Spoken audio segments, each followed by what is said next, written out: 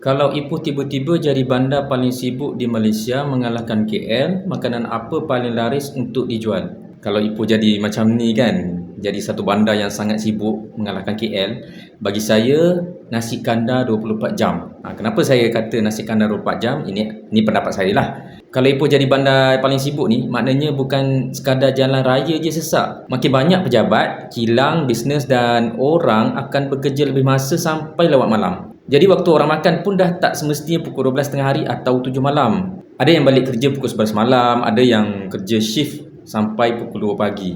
Kat sinilah nasi kandar ada kelebihan. Sebab dia bukan sekadar makanan yang mengenyangkan, tapi pelanggan boleh pilih lauk ikut bajet dan selera masing-masing. Tapi saya akan tambah satu lagi konsep, set nasi kandar ikut jenis pekerjaan. Contohnya set rider, set office, set OT dan set shift malam. Kalau Ipoh betul-betul jadi bandar paling sibuk di Malaysia lah kan. Saya rasa bisnes yang faham gaya hidup orang sibuk ni, bukan sekadar jual makanan, bisnes macam ni yang akan dapat kuasai market.